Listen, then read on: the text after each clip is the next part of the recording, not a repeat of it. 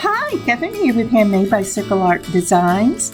Well, let's make a Bohemian style suede and bead necklace.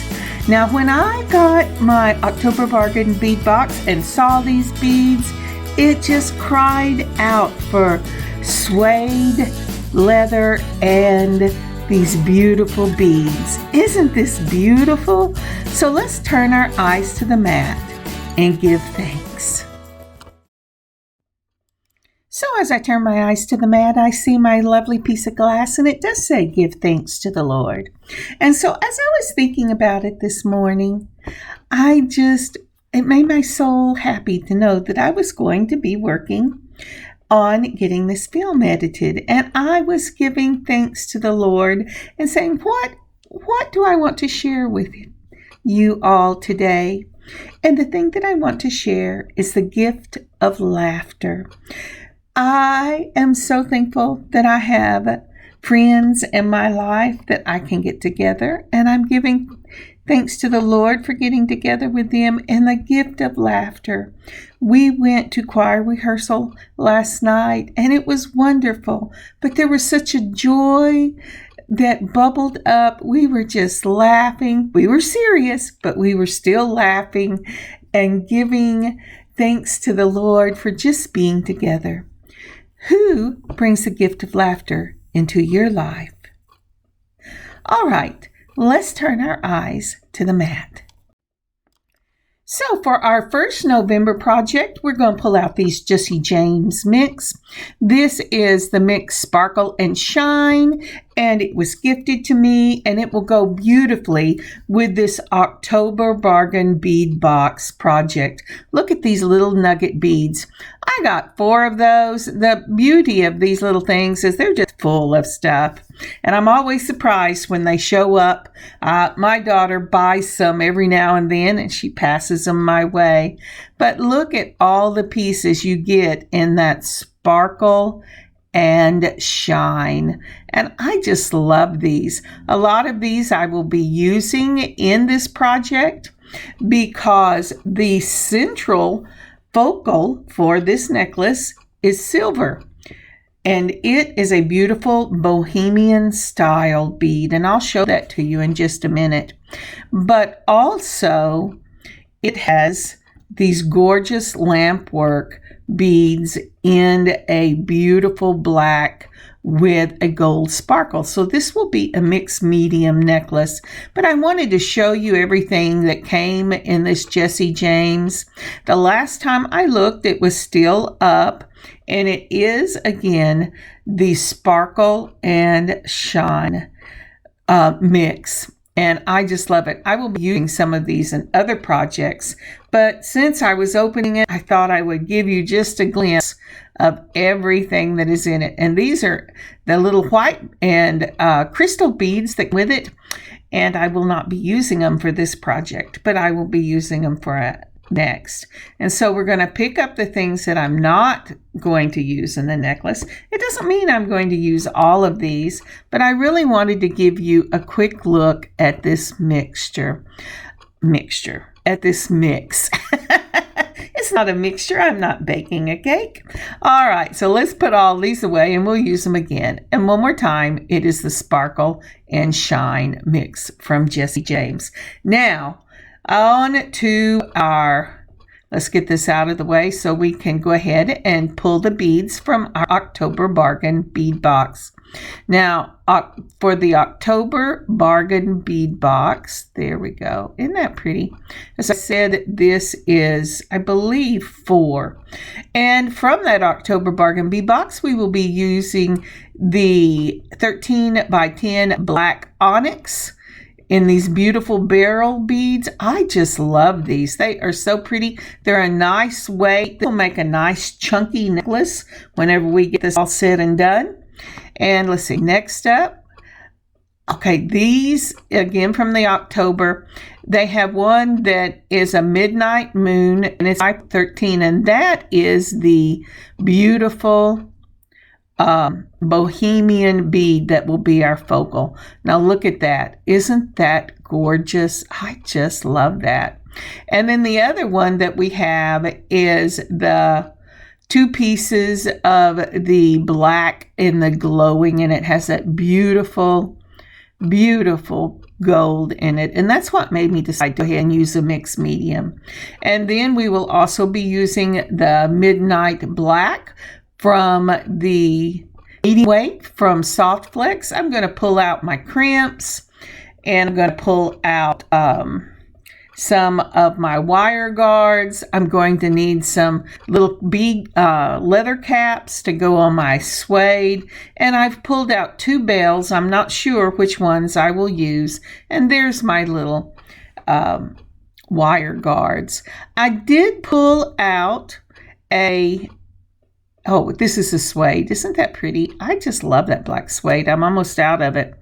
I did pull out a clasp and an extender if you would like to use that, but I did not. I made it a continuous necklace because I just like to wear it over my head. I don't like to mess with the clasps. And then I also pulled out some chain from my own stash. And as you see, aren't those pretty? I just love them. And because they have the gold in it, I'm going to pull out my gold daisy spacers. Trying to get all this on the mat, and you will not see all of it because there are more things I'm using than I can get in my little beading area. And then I'm going and pulling out the same daisy spacers in the silver. Like I said, this will be a mixed metal. It will be silver. I might have said medium, but it's a mixed metal. It will be silver and gold. That way I can tie in that beautiful, I just love it, that beautiful Bohemian bead. It has rhinestones on it. It is wrapped in silver, and it is truly stunning. And I'm going to take from the Jesse James to a rondelle, and then a gold spacer. We're going to look at this and see if we like it. Now, I'll tell you why I did not like this. I need something to fill in that hole. So I need a bead that is going to go ahead and fill the hole in. But I wanted to show you this because if you have larger daisy spacers, it might be fine. But I did not. And so I was going, not sure about this. But isn't that a pretty look? I think it's a gorgeous look. But I'm not sure that's really what I'm looking for. Because when you move it, since that daisy spacer does not go into the hole, it doesn't really help it to really center on that. See how big that hole is? So I'm going to go ahead and I'm going to put on a 3mm spacer, then my daisy spacer, and then my rondelle. And look at the difference. What happens is that rondelle seats itself right into that hole, and your bead should not wiggle around then because of the rondelle fitting right inside it. Now we're building it the other way with the rondelle first, daisy spacer, and then my 3mm. And as I said, I have mixed this in gold and silver so that it will tie all the beads in. Did you see how I tried to wiggle it? And it does not wiggle because that rondelle seats itself right into that large hole. Now, if you were using a cord and you were looking for lots of cords and going to do a cord dangle, this bead would be perfect and you would not need to seat anything into the hole. I have taken my, there you go. I have taken my straight nose pliers and going ahead and turn that. I'm going to make it closed. I'm playing with it to make sure it's really tight. I want it to be tight because I do not want my focal to wiggle around. And when you do that, you really need to take up all the space on that focal so the beads will fit tight. So let's move that out of the way. And we've got that part finished and we're ready to go on to the next step. So for this next step, I'm going to pull out some of the number 1 crimps from Beading. And these are my round crimps. I'm not using the tubes. And I am using the number 1 because remember, I have pulled out the medium in the Midnight Black from Soft Flex. And I want to make sure that I have enough room for both wires to go comfortably through this crimp whenever I get ready to crimp it down. So I put on a crimp. I'm going to go ahead and put out some of the silver 3 millimeters in those spacer balls to go along with the gold. And I'm going to put a silver. And let's see here. Do I want to put 3 silvers or do I want to add a gold? I'm going to add a gold. And then the gold and then another silver. As I said, we really want this to look cohesive, but we want to tie in all the colors. So again, for this, I put on my silver crimp, then I put a silver spacer, a gold spacer, and a silver spacer. Now, the next part, let's get this over here so you can see what I'm doing. My wire is giving me issues. Is I'm going to add 1 of the silver daisy spacers, 1 gold, and 1 silver. You can add as many of these as you want. It depends on whether you want to make this the center of the necklace or the beads the center of the necklace. If this is going to be a secondary component, you do not want to overpower your necklace with your secondary components. So it will pull up the beads will be the focal point. So be careful whenever you're doing spacer components like this. Again, I have gone and I have put on a silver, a gold, and a silver. And that is going to be our spacer component. And I will be doing this throughout the piece. So let's move that over there and get these kind of situated. And that is what I'm going to do for that. Now then, let's look at our beads and decide how we're going to mix this beautiful lamp work with the Jesse James Sparkle and Shine.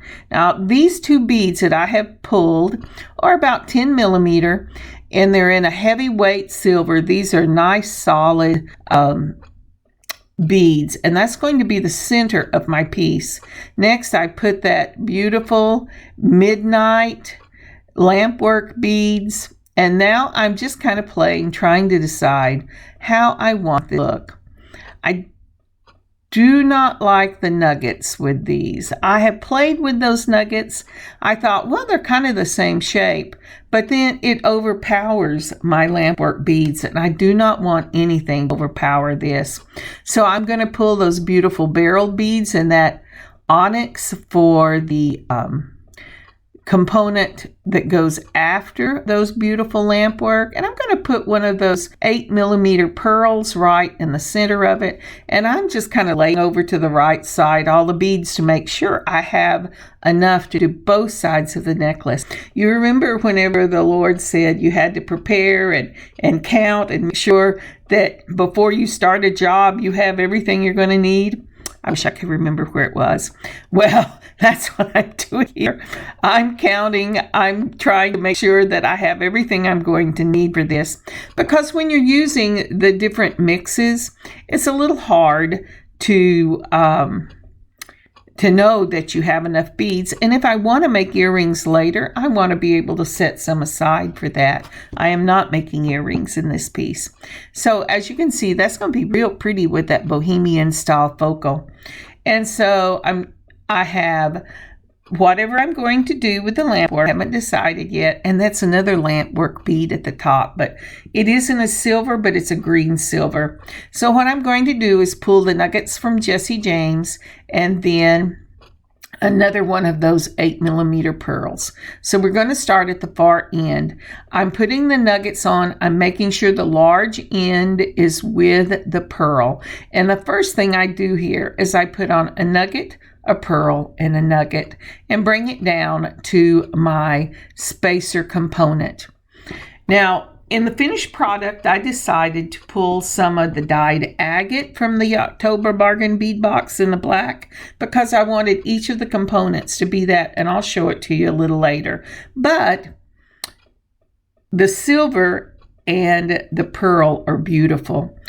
Next, I am going ahead and I am building that spacer component. Remember, it's a silver, a gold, and a silver in the spacer balls, and then a silver, a gold, and a silver in the diamond, followed by a silver, gold, and a silver in the spacer balls. And then I will be ready for the next component in this necklace. Now, for the next component, I have decided that I'm going to add a gold daisy spacer, and then that beautiful jet black onyx in the barrel beads, a daisy, the pearl, and that's an 8mm, and then I'm going to add another daisy in that barrel bead, that beautiful black barrel bead, off with a daisy spacer. Now you notice I used only gold in it. That's because I have a lot of silver in the component going before it, and I'm balancing the look of what I have. So again, we've done that. We're going to continue on, and we're going to build our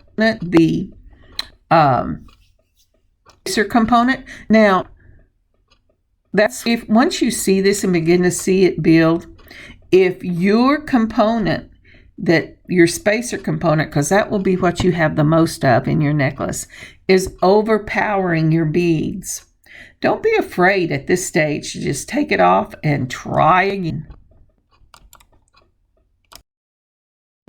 Okay, we're going to go ahead here and we're going to finish up this component, the spacer component. Remember, again, we are doing for this particular one, because it's a mixed metal, a silver, a gold, and a silver for the spacer bars, and then the daisies and bars. Now, isn't that pretty? I just love the way this is looking. Now, the next portion of this piece will be this lovely lamp work bead. This has that beautiful flecks of gold in the center of it, and it's really why we are adding gold to this component. So when we get ready to do this, I forgot to add the other. We're going to go ahead and put on one of these beautiful end caps.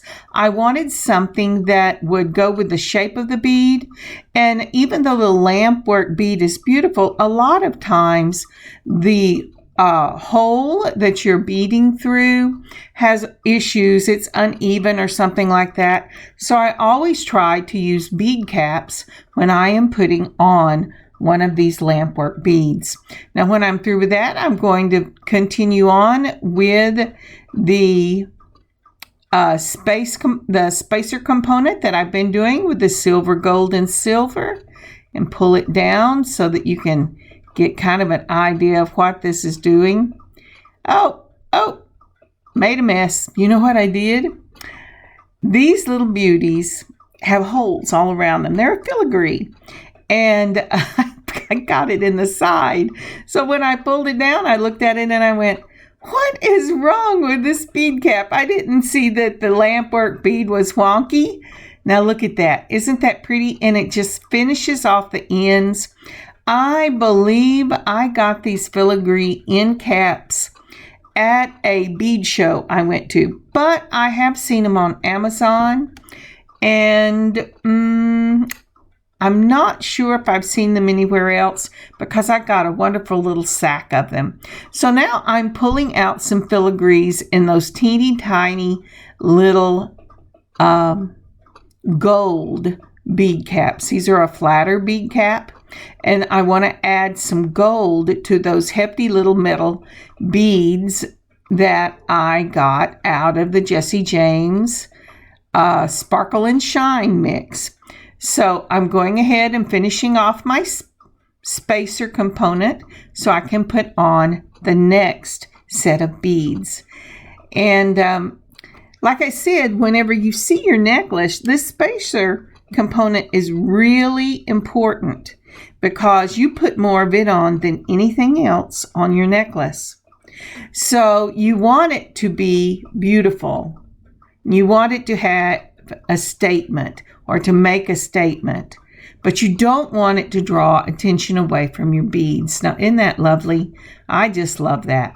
So for the next, because this will be the middle of my necklace, I'm going to put on, did you remember your end cap? I'm going to put on an end cap, and this is a very small end cap.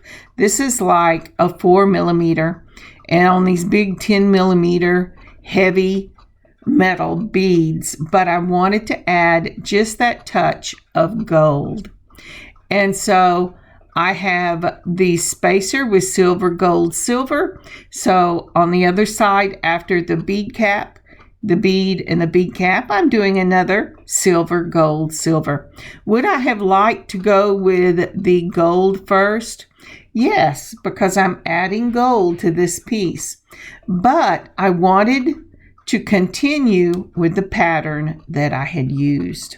I would have had to take the whole necklace off and switch it around, and then it would look more gold than silver. And I didn't want that because of that beautiful focal bead we're using for this piece. All right, once I have got my spacer component built, then we're going to be looking at what to do for the center of this piece. All right. So isn't that lovely? I've got that center component, that spacer component on, and now I'm ready to put my bell on that will hold the focal bead. I have decided to go ahead and use the silver and black bell. It's a more decorative bell, and what I was doing was seeing if it would run over those daisy spacers, and it will. That's more play in this piece than I want. So I'm going to take off the daisy spacers so that the bell can only go as far as that 10 millimeter metal bead. And so in order to get enough of the spacer beads for this bell to be able to sit not on the beading wire, but on the beads themselves, I have gone ahead and done silver, gold, silver, gold, silver, because you're not really going to see this. And then I'm going to put on the bell, and we're going to check it out again and make sure it's long enough or wide enough. And it is. It gives it a little play, but not too much. I like my necklaces to the focal point to stay in the center. It kind of makes me crazy when you see it and it's moved all the way around. So, but that's just my own pet peeve. All right. So now then I'm going to go ahead and I'm putting on the matching ball. So that's why we had the end in silver. So we put on again that gold bead cap, the silver ball, and the gold bead cap. And between these two beautiful metal beads from the Jessie James collection, it will hold my Bohemian bead from the October Bargain Bead Box in place. And so that is what it's going to look like. And I will go ahead and build up on the other side. I'm going to just match exactly what I did. I'm going to mirror it on the other side. So we'll want to go ahead and put on the silver, gold, silver spacer balls, the daisies, which is the silver, gold, silver, and then some more spacer balls. Now, the part that shows after the metal beads will mirror each other perfectly. So the next thing after I get this done is we'll do that component with the lamp work bead. Then you're just building right back up the other side. Now when I get this all done, I'll come back to you and we will talk about putting the wire guards on. Isn't that pretty? It just flows beautifully. Okay, see you in a minute. Okay, we are back, and I will show you what I had done to change that first piece. And when I do the wire guard on the other side, I'll do this. If you'll notice, I did exactly, I am not in the right space. I did exactly what I did, except I added black beads with little spacer balls on the ends where those nuggets were. And the reason I did that is because I had black in all the other components.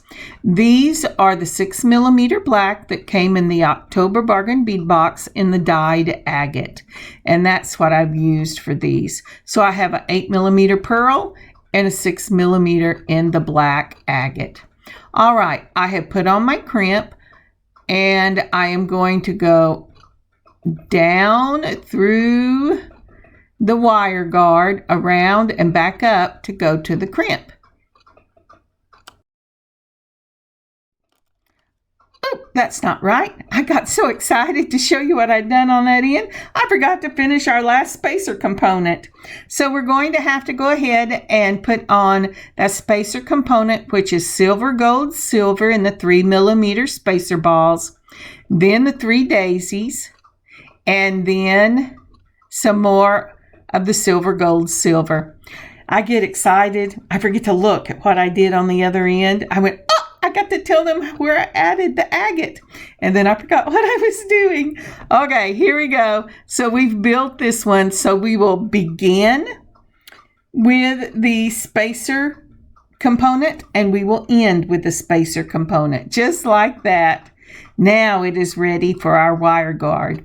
We're going to want to put on our crimp, just like that. And then we're going to use our wire guard. Now, if you haven't seen a wire guard before, it's a little U shape. You have that little tube right there I'm trying to hit. You go through the little tube around the top of it. It kind of looks like a little N, or I call it an upside down U. That's the way I think of it. Once you go around, you go through the tube on the other side. Now, make sure that your wires do not cross, but they stay parallel to each other. So, because if they do, it causes a space that can cause the crimp to slip. Even if it seems taut, whenever you first pull on it, I have had the crimp slip whenever, especially when I was doing it in the beginning and didn't think it was a big deal. And it just does. It'll just give. But if they're parallel, you bring it up against your wire guard with these crimpers. You put it in that back. It should make that little M you see there. Isn't that cute? Do a fourth a turn and then put it in the half circle in the front. And then mash that little M closed. And you have a nice crimp that should hold for the duration of this piece. I won't say it will hold forever. Nothing is forever but God.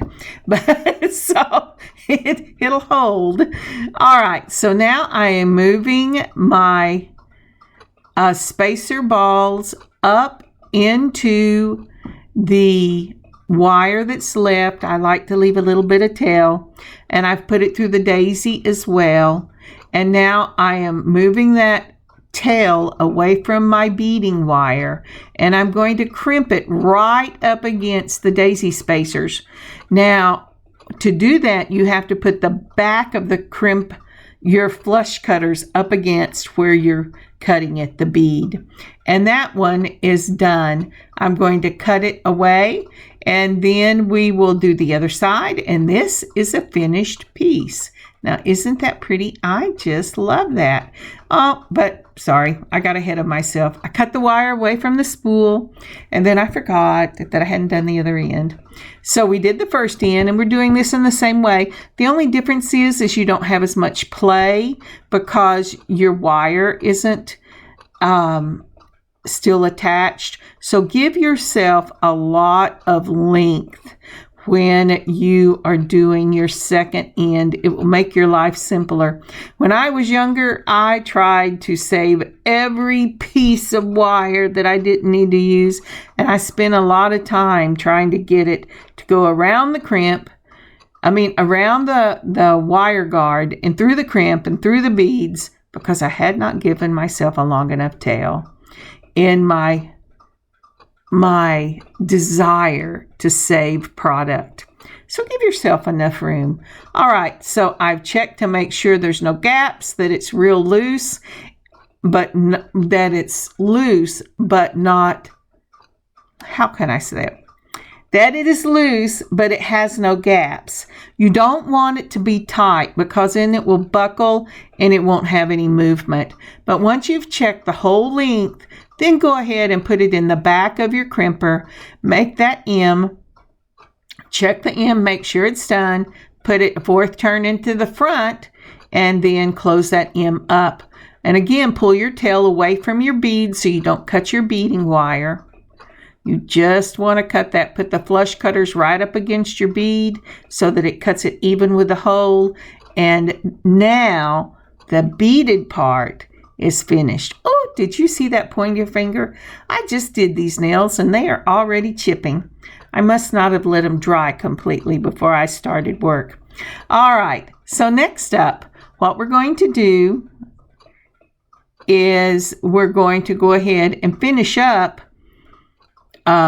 We have leather to do for this, and we have finishing up the focal before we can get this done. So let's set this to one side. And the leather piece, I have counted out. I wanted a 30-inch, well, actually a 29-inch piece, but I rounded it up to 30.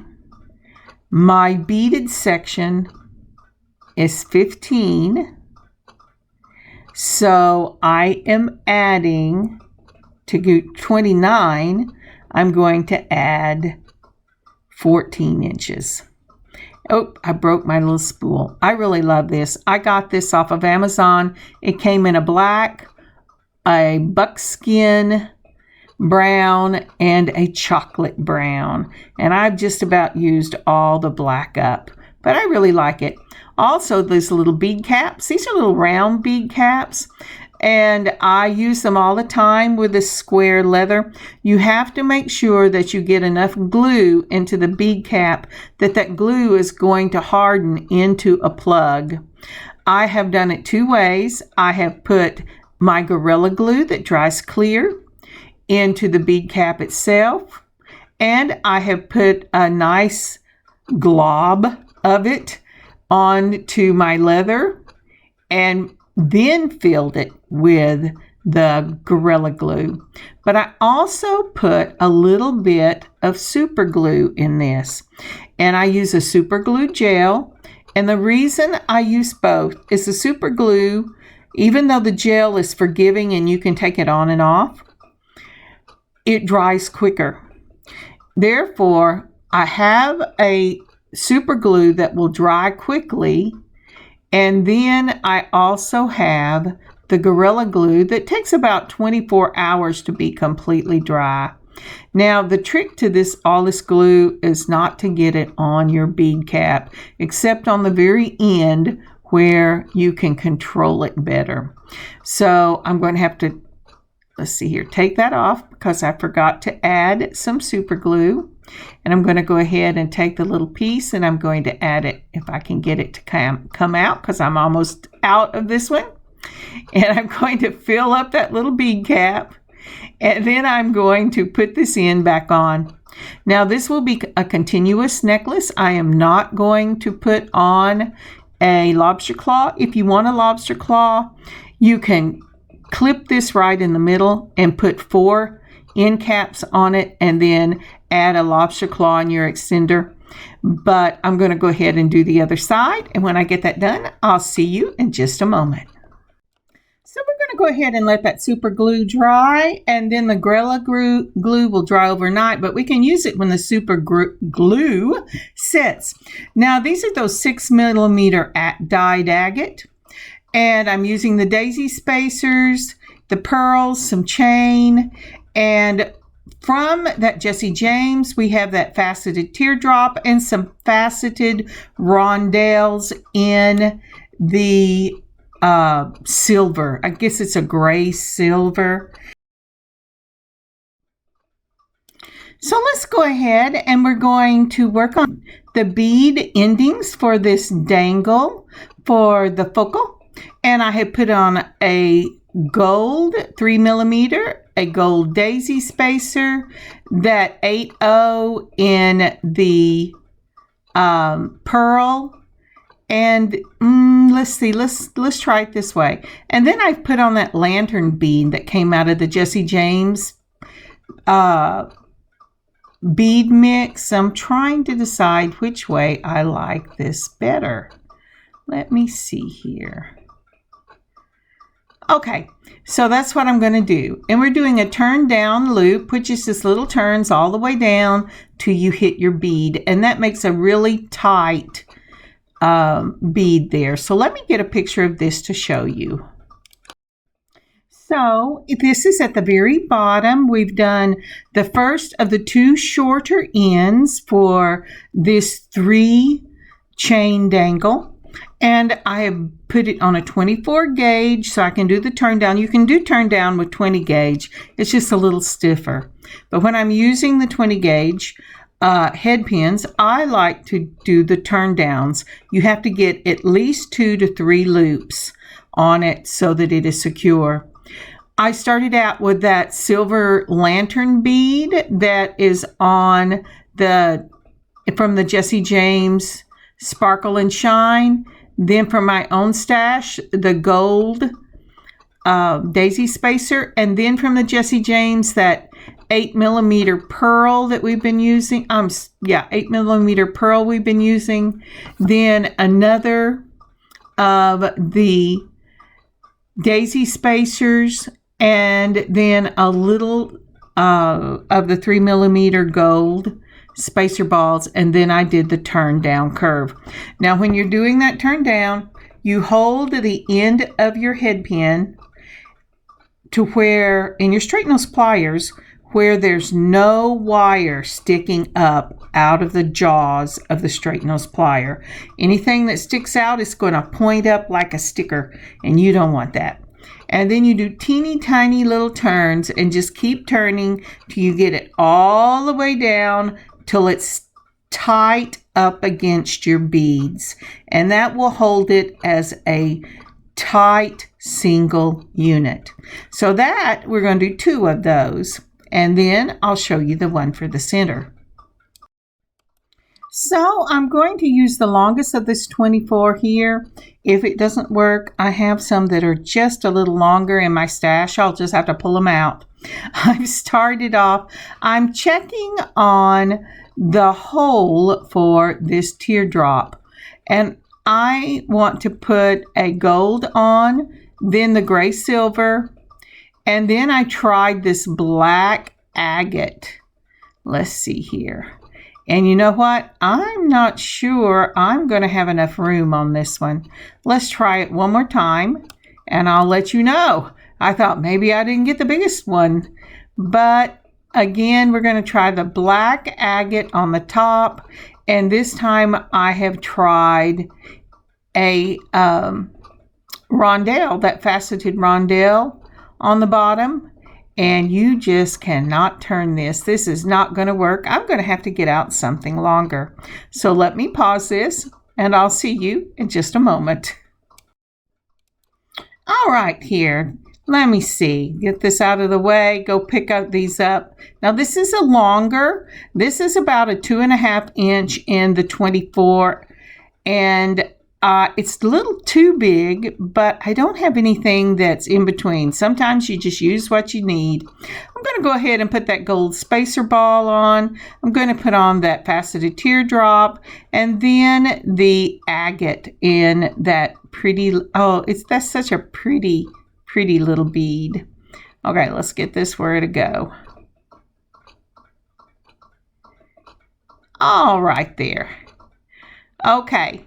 Then we're going to put on another spacer ball, just like that. And now I'm going to go ahead and turn it down. And it's the same thing. You're just going to make all your little loops all the way down. Now, I could have clipped this, but I didn't. I just went ahead and rolled it all the way down. It ended up making 4 complete turns, but that's okay as long as it fits on my jump ring. And I'm going to be using small jump rings for this. I'm making sure this is setting over the top. And now I have all of these little pieces ready to go on the chain. My chains I cut a little over 2 inches, 1.25 inches, and 1.25 inches. I will probably have to cut some links off of this once I see how long they're going to sit on the focal itself. I always rather have too much than too little. All right, so I'm checking to make sure. The one thing when you're working with these is that you have to make sure that the chain is straight, and that one just was not straight. So let's go ahead and turn. I took it off. I've tried to get it straightened again, and we're going to go ahead and we have it. Let's see here. We can get that just like that. And that is going to be the very end of our chain fringe, or the chain dangle. All right, so next up, oh, you got to look at the bracelet my daughter made me. She made matching bracelets. I have one and she has one, and they are so fun to wear. They have a little snap clasp on them, and I really love them. All right, so I am pulling out the smallest jump rings I have. These are little 3mm jump rings, and I want them to be oh, you don't need that, Kathryn. I want them to be about the size of the link in my chain. I hold it between two chain nose pliers. I turn one side and open it. I put on my chain, and then I put on the charm, the bead charm we have made. Once I get that done, and this is the longest of the pieces, then you have to close it back up. Now, closing it back up is the trick, because you've gone down as small as you could go to match the link. And remember, this one is the one that had 4 complete turns on it, but it's going to close just fine. I just have to be careful with it. As it is, you have to be careful anyway, because they're so little. They will jump right away from me if I'm not careful. So that's the longest one. It looks just like that. Then I'm going to go ahead and put the others on, and it's the same process. You're going to go ahead and look for the little slit in it. Twist one wrist, hold the other one steady. Go ahead and put on your chain. Be consistent. If you started with a chain, always do the chain for this project. Put on my charm, close it back up. Made sure you have to feel them to make sure they're closed, or at least I do, because I wear bifocals, and sometimes these things are just too small for my bifocals. And then we'll do the other one. Now then, as I was saying, at this point, you could stagger these if you wanted. You could put the longest on the outside, and then clip enough of the chain that you would get a waterfall effect going down. You could also leave the longest in the middle and your next one on one side, and then just clip chain on one side so you have a staggered look. But I am particularly fond of the V shape. I love that, whether it's an upside down V or it's the other. But as you can see, this is going to be quite long for my focal if I'm going to use it in that chevron or V shaped. So I have counted off some of the rings, the loops in my chain, I guess you should say, oh, come on, Kathryn, the links. The word just escaped me, because I want that one to be just slightly closer. So now I am going to go ahead and take one of the 5mm jump rings, and I'm putting on my dangle, the short one, and then I'm going to put on a gold spacer ball. And the reason I am doing this is I want to give it a little space so it is less likely to bunch up on each other. If you're using a really large jump ring, you could even put 2 to give it more space, but I'm using just the 5mm. And so now I have put a chain, a spacer, a chain, a spacer, and now I'm going to put the last of the chain on. And this will help it to lie flatter and not just end up in a giant bunch at the bottom of your focal. So, but it did that anyway whenever I was swinging it around. So let's try this again and make sure that I've got it closed and that it is really doing what it's supposed to do.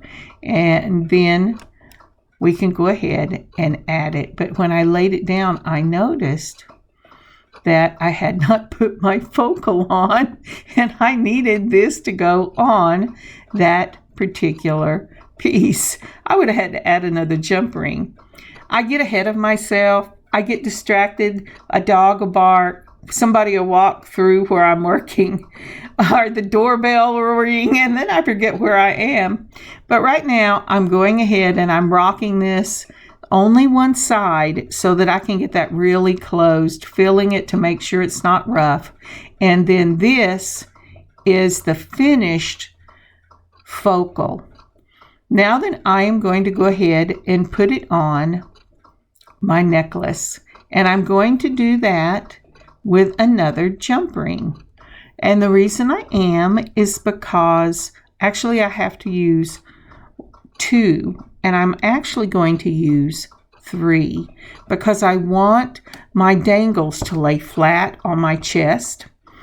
And when they lay flat, when you look at my focal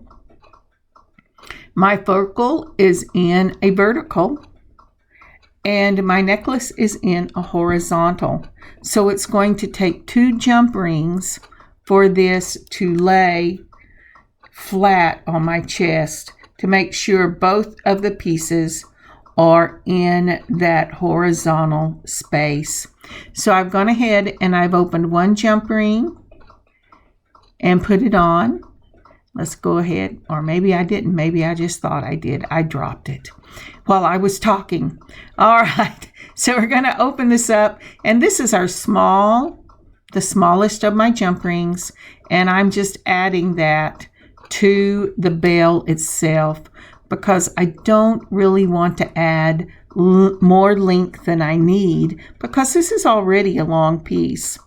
But I truly am going to have 2 jump rings in order for this to lay flat. Now, could I have done something different with my focal? Probably. But the thing is, since this is a turning focal, you really have to start out with it being in the right place. Now then, I'm using, there you go, a larger, the 5mm, to put on the focal onto that little 3mm.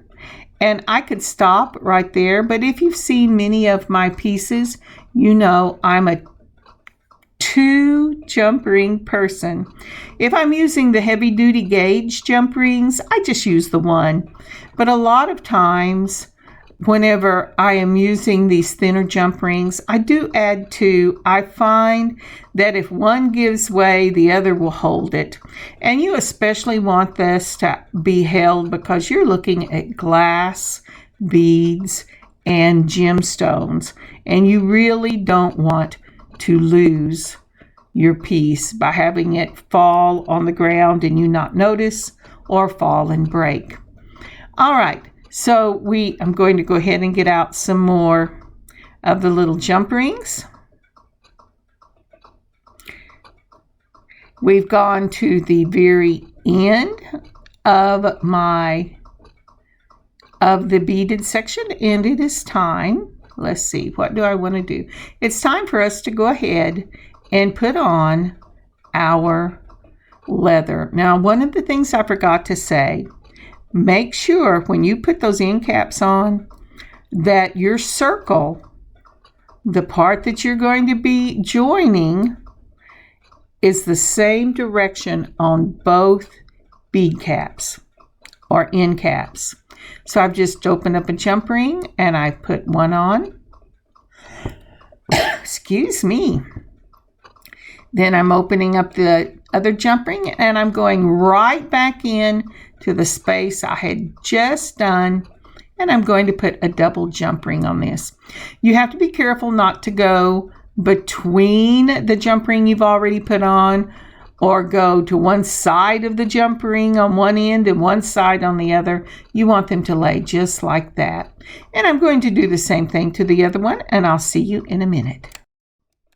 And we are back. Both ends are finished. They've got those double jump rings on them. I put the double jump ring on the top of the piece, the focal itself. Now, isn't that pretty? That is just a lovely piece. And I was afraid that this one would be really heavy with all those big beads in it, but it's not. With the suede leather taking some of the weight off of it, it hangs really beautifully.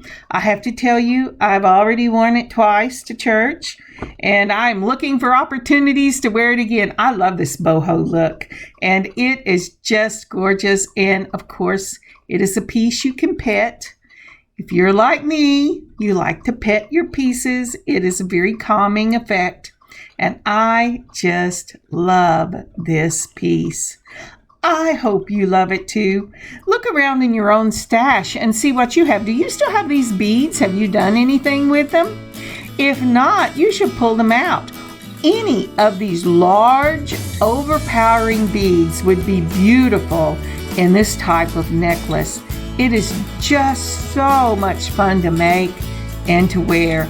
And consider doing the multi-pieces for the multi-metals for your pieces.